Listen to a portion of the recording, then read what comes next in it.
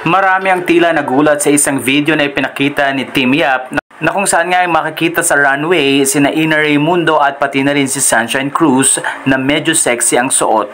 Kaya naman maraming netizen ang tila nagulat dahil kasama nga ito sa Venture Fashion Week holiday ngayong 2024. Makikita si Sunshine na talaga namang napaka-daring ng suot at hindi daw kapanig-paniwalang 47 years old na ito.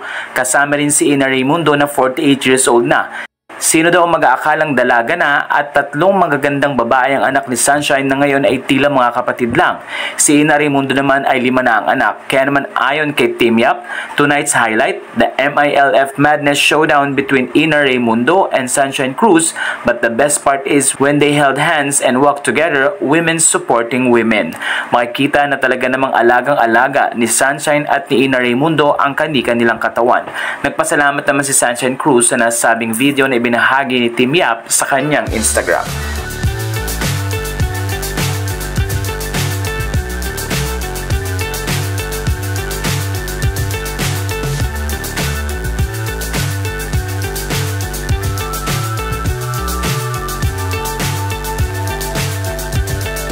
Fly so high, I'm hypnotized.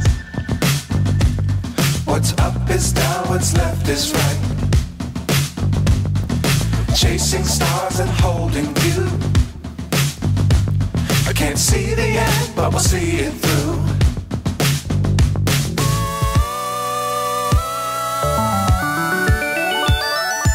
Flying,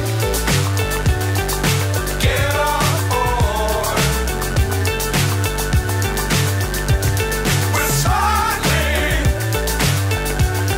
on top of the world.